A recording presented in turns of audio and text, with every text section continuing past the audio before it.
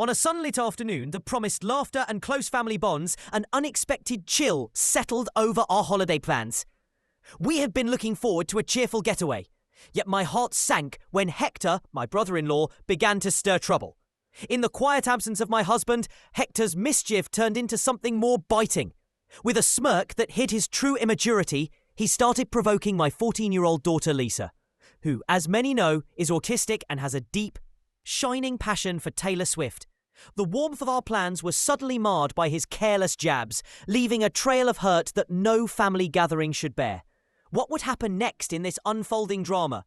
As the day progressed, Hector's behaviour showed no signs of easing. At every turn, he lobbied for attention by ridiculing Lisa's most cherished interest. His words were like cheap fireworks, loud, unexpected bursts of cruelty aimed squarely at her enthusiasm for Taylor Swift. He peppered his speech with laughable, childish insults that twisted the affection Lisa held for her favourite artist into a punchline, even though Lisa knew that not everyone shared her admiration for Taylor Swift.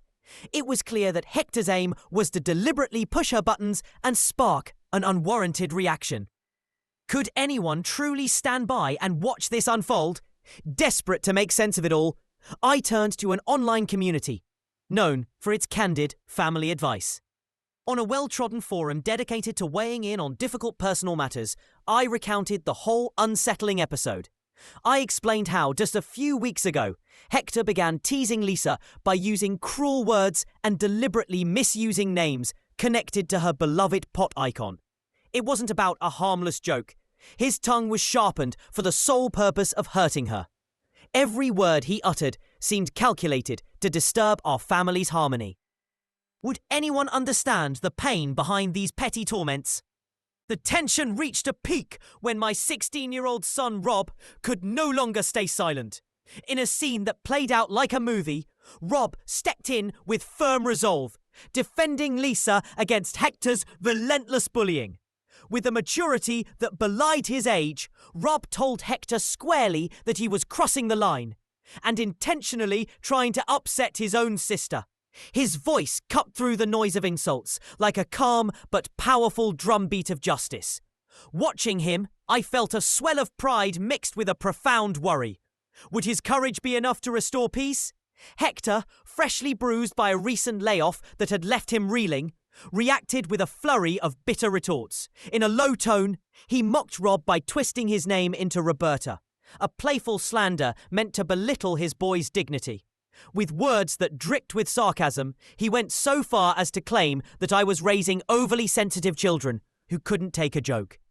As if scripted for a bitter drama, his words clashed with the serene afternoon, and every sound in our home seemed to echo his inappropriate laughter.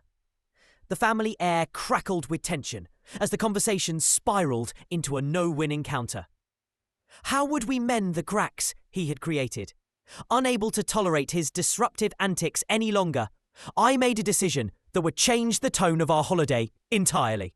I told Hector that he would not be welcome on our summer trip to Colorado unless he learned to curb his wild behaviour.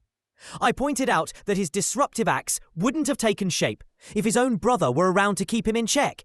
His response was explosive. In a fit of indignation, he declared that I was nothing more than an overbearing yak. Fixated on Taylor Swift and stomped out of the house, clutching a bag of his favourite fast food chicken from a well-known wholesale store. As he stormed away, he didn't hesitate to dial his mother. Best mate, I just can't stop there, letting her hear of his latest misadventure. What might be the fallout of such a dramatic exit? Soon, his departure ignited ripples that reached far beyond our living room. My mother-in-law rang the next day, her sighs heavy with disbelief as she inquired about the chaos that had unfolded. She pleaded that I make peace with Hector, arguing that this trip was his sole bright spot after a harsh blow at work. Despite her coaxing, the urgency of protecting my children eclipsed all other considerations. I felt torn between family loyalty and the necessity to shield my kids from toxic behaviour. Could there be reconciliation after such a bitter confrontation? In the aftermath of the incident, I found myself questioning whether I had stirred more trouble than I had prevented.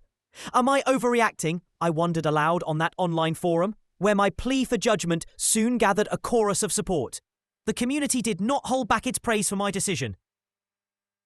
They saw it as a natural consequence for an uncle who chose cruelty over kindness.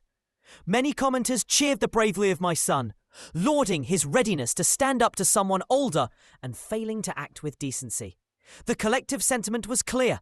Protecting my children was paramount, and no one should tolerate bullying from a grown man. Would this firm decision signal a turning point for our family's future? The supportive voices continued to pour in, each one reinforcing my choice to prioritize my children's well-being. Users noted that family trips are meant to be a sanctuary, and adding a volatile personality could only spoil that comfort. One admirer remarked how refreshing it was to see a parent take a stand, pointing out that the behavior Hector exhibited was just a cover-up for bigger issues. Another compared Hector's actions to a playground bully who picks on the seemingly weaker child, questioning whether he expected forgiveness without any honest apology. The comments were both a balm and a loud echo, affirming that in a healthy family, respect is not up for debate. What might be Hector's next move now that the decision has made?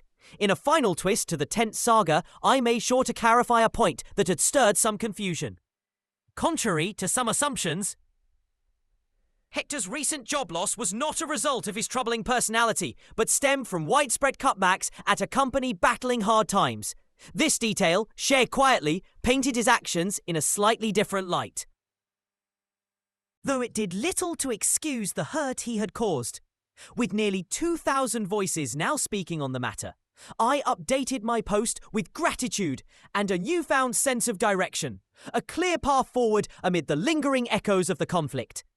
As I looked ahead to our next family adventure, I couldn't help but wonder, would this hard lesson in standing up for our loved ones bring our family closer than ever before?